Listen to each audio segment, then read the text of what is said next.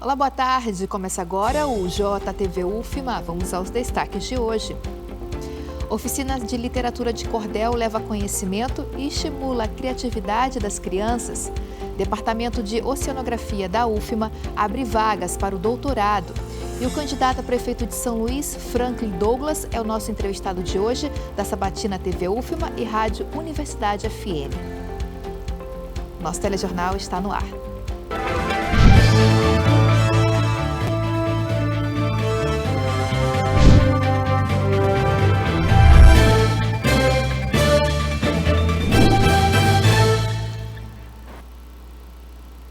O Departamento de Oceanografia da UFMA abriu inscrições para o doutorado. São 17 vagas. O repórter Robert Oliveira tem as informações. Olá, boa tarde a você, a todos que nos assistem aí pelo JTV UFMA. É isso mesmo, o PRODEMA, esse programa de pós-graduação que é oferecido aqui pelo Departamento de Oceanografia da UFMA, está em sua segunda turma, com as inscrições abertas. Aqui ao meu lado o professor Arclay Bandeira, do Departamento de Oceanografia, um dos responsáveis aí por esse programa, e vai explicar um pouquinho para nós qual que é o principal objetivo, né, desse programa de pós-graduação e ao final, né, o que vocês planejam, né, com esses alunos, esses interessados em fazer parte do programa. Bom, um dos principais objetivos do PRODEMA, né, que é o nosso programa de pós-graduação em desenvolvimento e meio ambiente, é formar recursos humanos a nível de doutorado, ou seja, a nível de excelência, para atuar em temas caros relacionados à sustentabilidade e meio ambiente no Maranhão. Quais são os prazos, né? As inscrições já estão abertas, também tem um período aí de isenção dessas inscrições. Explica um pouquinho para a gente sobre essas datas. Bom, primeiro é a gente informar que o edital já está publicado, o edital 02, né, o edital que rege PRODEMA, ele está no site da AGUFMA, então coloca lá, né, edital doutorado PRODEMA UFMA, que pelo Google vai chegar lá nesse edital. Nós estamos justamente na semana de isenção, as inscrições para isenção, né, de estudantes que comprovem a vulnerabilidade socioeconômica está aberta, então começamos no dia 2 e vamos até o dia 10. Dia 11 a gente apresenta o resultado dessas homologações ou não da solicitação, então é muito importante que a pleiteante ou pleiteante, né, coloque toda a documentação devida para comprovar essa questão socioeconômica, e a partir do dia 16 de setembro até o dia 30 de setembro, as inscrições estarão abertas ali, respeitando todos os itens presentes no edital. O que é importante dizer, como esse edital da segunda turma ele é feito na rede com todas as universidades, dificilmente nós teremos prorrogação de prazo. Muito obrigado, viu, professor? Então ficam aí essas dicas para todos os estudantes que queiram participar aí do PRODEMA. Inscrições somente até o próximo dia 30 de setembro e mais informações no site da UFMA, no site da AGUFMA. Essas foram as informações de hoje. Eu volto aos estúdios. Obrigada, Robert. Obrigada ao professor Arclay. Vamos mudar de assunto agora, estimular a criatividade das crianças e levar conhecimento por meio da literatura de cordel. A Fundação da Memória Republicana está oferecendo uma oficina de cordel para a garotada. Vamos conferir. Com palavras e desenhos, toda essa criançada se reúne nesse dia para trilhar uma jornada diferente e encantadora. Juntando letras e folha, eles hão de aprender a nobre arte do cordel. A importância de nós difundirmos esse gênero literário entre as crianças, para que elas redescubram esse gênero e que se mantenha essa tradição do cordel, que faz com que o dia a dia, o cotidiano, seja lido e seja vivido de uma maneira mais lúdica, né, mais interessante. Foi o seu Wilson Marques que ministrou a oficina. A ideia por aqui é fazer esses pequenos verem que a poesia é o mais fértil dos terrenos. O sentido dessa oficina é também apresentar o cordel para a criança, nesse sentido também de fortalecer, de continuar, né, a gente fortificando, né, dando vida para essa atividade artística tão nossa, né, tão importante. O cordel tem um jeitinho especial de contar história. Usa versos e usa rimas que ajudam na memória. Literatura simples, mas que é bonita e é notória. Era uma vez uma princesa que era uma bruxa, que virou uma princesa. A princesa que era bruxa ou bruxa que era princesa é uma história que o Enzo tirou da própria cabeça. Desde então não parou mais de botar ideia para fora. E esse é o resultado de uma mente que aflora.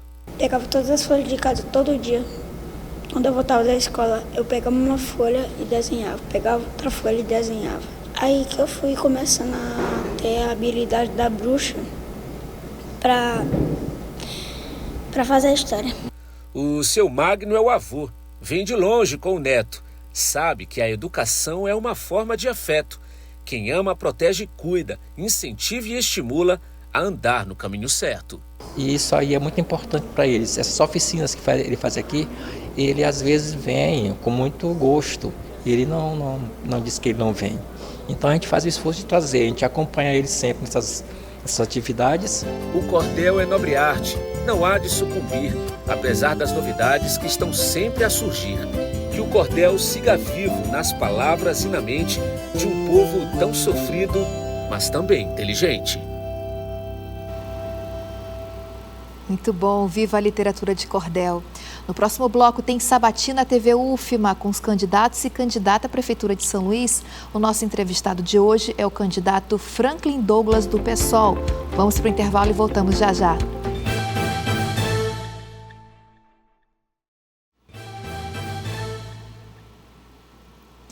Nesta semana, a TV UFMA e a Rádio Universidade FM iniciaram a sabatina com os candidatos e candidata à Prefeitura de São Luís.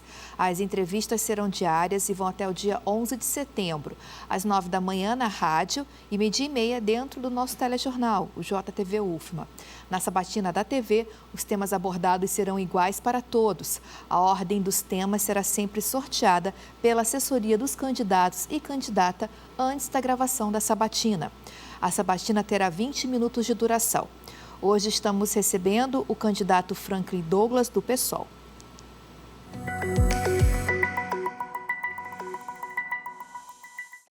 É isso mesmo, Ana. Seja bem-vindo, candidato. O senhor vai dispor de um pouco mais de 2 minutos para responder cada uma das 7 perguntas e ainda 2 minutos para as considerações finais, dentro desses 20 minutos.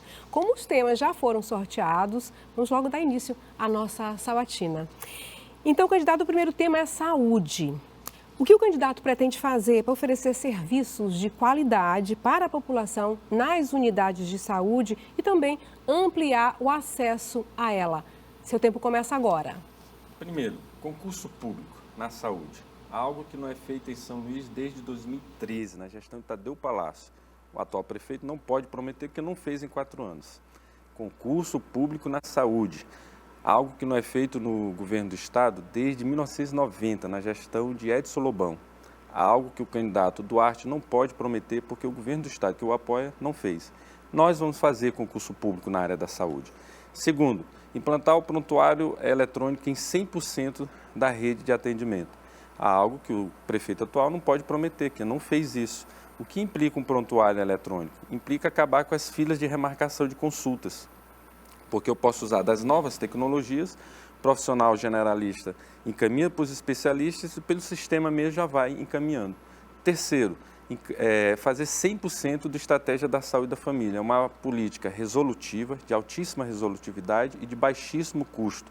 Nós temos 800 agentes comunitários de saúde e endemias. Nós podemos ter mais 1.200, sem comprometer os recursos da Lei de Responsabilidade Fiscal, porque o impacto é muito pequeno em relação ao todo, de 1 bilhão e 700 mil que tem na saúde, para contratar mais agentes comunitários de saúde e fazer, de fato, 100% de cobertura.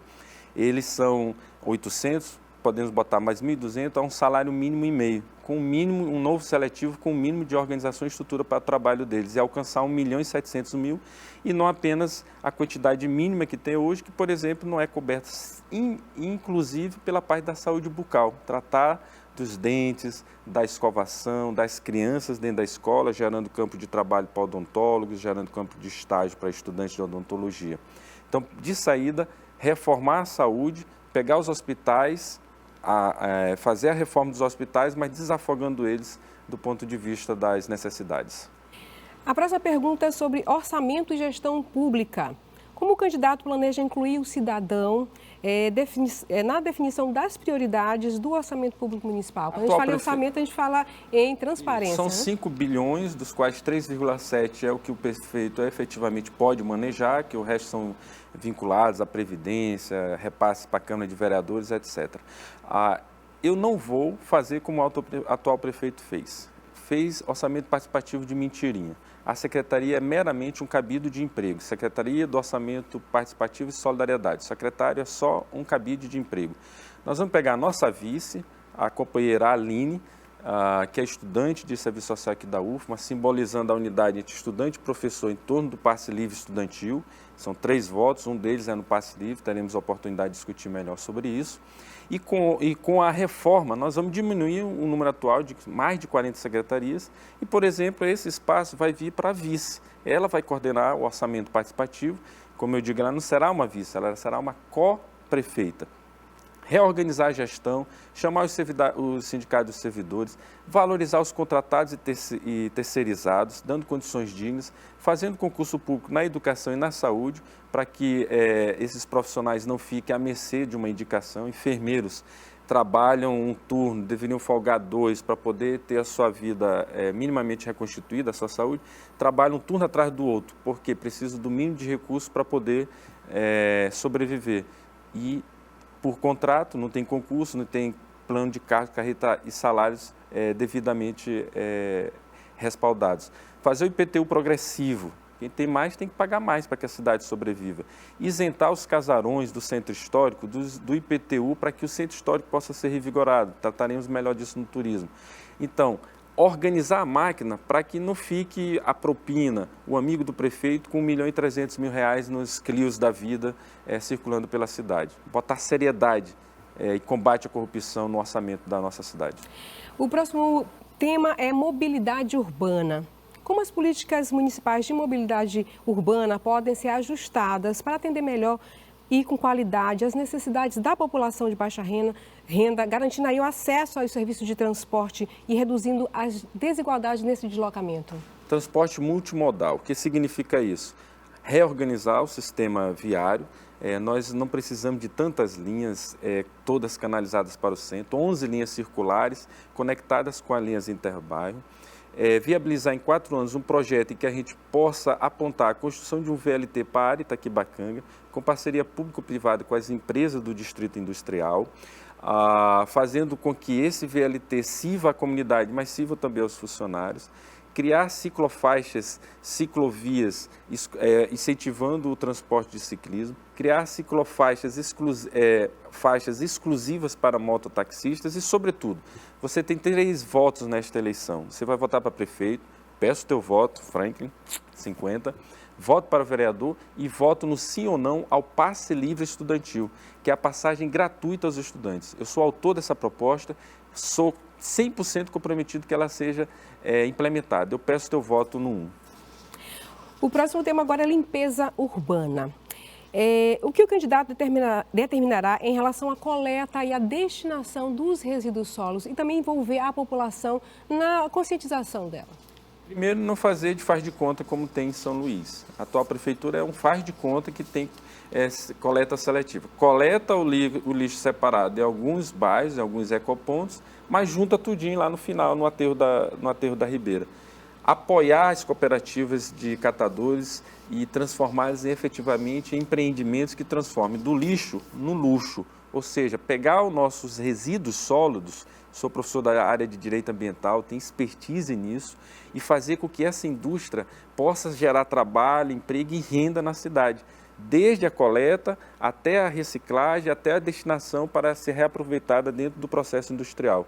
Reorganizar o sistema de coleta para que a cidade não fique tão suja, de fato colocar a empresa contratada funcionando por bairros, trabalhar com a mão de obra local. Eu estou propondo 5 subprefeituras. Nessas 5 subprefeituras temos 5 frentes de trabalho, o que eu estou chamando de bairro legal, reestruturar o bairro, pavimentar o bairro e essas 5 prefeituras coordenando a coleta de lixo, para que a gente não deixe as ruas abandonadas e cheias de lixo. Agora, dentro dessa questão também tem a questão do lixo infecto-contagiante. Como é que vai ser tratado isso? Isso também na saúde precisa ter um aspecto específico, uma coordenação que articule a Secretaria de Meio Ambiente na sua empresa, a agência, que seria a melhor opção, coordenar a coleta de lixo com a Secretaria de Saúde para que a gente não pegue também o lixo hospitalar, muito importante, isso que tu estás ressaltando, e misture com o lixo que é da produção.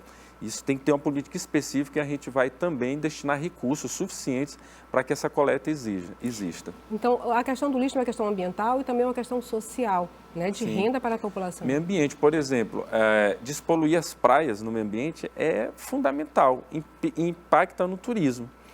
Porque as pessoas vêm para São Luís e estão transformando apenas São Luís no ponto de passagem para os Lençóis Maranhenses, no ponto de passagem para Alcântara. Tem que segurar esse turista, mas tem que ter política para isso. E como que faz isso? Despoluindo as praias. O atual prefeito não pode propor. 4 anos não fez uma gestão junto à CAEMA para despoluir as praias. O outro candidato, Duarte, não pode propor. 8 anos e o governo do estado não despoluiu. Ao contrário, quer privatizar a CAEMA. Nós somos contra a privatização da CAEMA. Vamos, em 2005, renegociar esse contrato, se for o caso, até municipalizar. E dá para fazer 4 estações de tratamento de esgoto, uma por ano, com os recursos da prefeitura, além dos recursos que a gente pode conveniar com o governo federal. O próximo assunto é esporte. Quando a gente fala em esporte, a gente sabe que a prefeitura tem equipamentos para isso. O Nhozinho Santos é um, as praças que tem aquelas academias ao ar livre. De que forma o senhor vai intensificar esses projetos, essas políticas de esporte para atender a população, para dar acesso, não só na questão da saúde, né, promover a saúde, mas também incentivar jovens atletas? Criar fundações específicas por cada modalidade. Em torno de 15 fundações. Por que fundação? É mais estrutura? Não, é porque a fundação ela é obrigatoriamente fiscalizada pelo Ministério Público. Com isso, eu estou combatendo corrupção e desvio de recursos nos usos do recurso do esporte. Botar pelo menos R$1 milhão em cada uma dessas fundações. Remanejar o orçamento do esporte hoje é mínimo na Prefeitura de São Luís. Reorganizar o orçamento para que essas fundações possam ser a ponta de assessoria aos professores de educação física. Para isso, dentro da proposta da educação, fazer concurso público para a educação, professores, servidores, os técnicos que trabalham na estrutura, os administrativos que trabalham na estrutura da escola e os profissionais da educação física. Para que o professor de educação, passamos recentemente aí por Olimpíadas, né? Eles possam identificar talentos, como nós tivemos a Fadinha, mas não teve o apoio suficiente. A Fadinha se viabilizou por si própria. Que esses atletas possam, pelas atléticas, pelas fundações atléticas municipais, por cada modalidade, vôlei, futebol, badminton, vários esportes que tem, os esportes de lutas, etc., identificar os talentos e, ao mesmo tempo, ser apoiadores, gestores disso. E cumprindo um terceiro papel, de eventos. Essas fundações poderão trazer eventos nacionais de esporte para cá.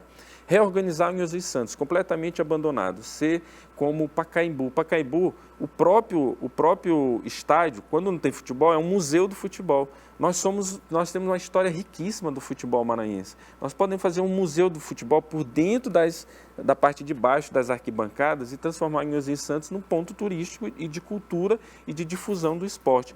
Além de organizá-lo, como os estados nacionais são, eventos também de shows de rock, shows de sertanejo, shows diversos e dar vida ao bairro da Vila Passos. Agora o senhor citou também as Olimpíadas, temos também agora as Paralimpíadas. De que forma esse esporte vai incluir essas pessoas com deficiência? Inclusão, o atual prefeito tem uma secretaria de inclusão, um secretário que é apenas para dizer que tem. Tem que fazer a Secretaria de Inclusão ter o plano municipal de fato organizado nas diversas necessidades, nas diversas características das pessoas com deficiência, para que elas reelaborem esse plano, para que a Secretaria tenha as coordenações para cada área e possa efetivamente fazer políticas que sejam implementadas na cidade de São Luís. Coordenando isso com o esporte. Fazer, por exemplo, que os Jogos Escolares Municipais tenham também modalidades para Olimpíadas, né? E esses esporte, os Jogos Escolares, sejam um momento de grande congraçação, de grande envolvimento dos diversos alunos e alunas em todas as suas características. O próximo tema é cultura. A gente sabe que São Luís tem datas dentro do calendário muito importantes, como o São João e também o Carnaval. Mas e no resto do ano? De que forma esses artistas vão ser contemplados? E ainda mais, tem a questão dos editais, mas tem artista que não sabe como fazer edital. Vai ter capacitação para eles? Eu estava conversando na Rádio Universidade dizendo, eu aprovei na lei Paulo Gustavo, com os meus alunos, uma websérie sobre 5 modalidades do Bumba Meu Boi. A websérie pronta, a universidade com o laboratório de TV, a TV UFMA apoiando, fizemos a edição, ou seja, a contrapartida foi altíssima em recursos humanos, recursos de pessoal, de financeiro, de equipamentos. E nós só pleiteamos no edital a possibilidade de podermos botar o tradutor de Libras, né, o intérprete de Libras, para que a série fosse mais inclusiva. Ganhamos o edital, depois saímos do edital, nunca recebemos uma justificativa, tão pouco dinheiro. E quem aprovou não recebeu até hoje. O pessoal faz carnaval em janeiro, chega dezembro, no Natal, ainda não recebeu o recurso. Então, tem que reformar essa forma de fazer cultura. Não só grandes eventos. Nós temos uma economia da cultura que dá para potencializar a nossa cidade substancialmente. Desde o carnaval, recuperar o carnaval de bairro, de rua, nada contra os grandes eventos carnavalescos, trazendo as grandes bandas da Bahia, etc. Isso é bom, mas bom mesmo é o Carnaval da Madre Deus, é o carnaval que o bloco, o som alugado lá no bairro, a cerveja sendo vendida, está gerando emprego dentro do bairro, todo mundo se conhece, tem segurança. Revigorar as vias sacras dos bairros a partir da própria área aqui nossa, da área Itaquibacanga. Apoiar fortemente a do Itaquibacanga, mas também as dos bairros. Revigorar o arraial de bairro, arraiais tradicionais como o do Renascença, do Centro Histórico do Santo Antônio, abandonados. Revigorá-los, fazer as cantatas natalinas para valer nos bairros também.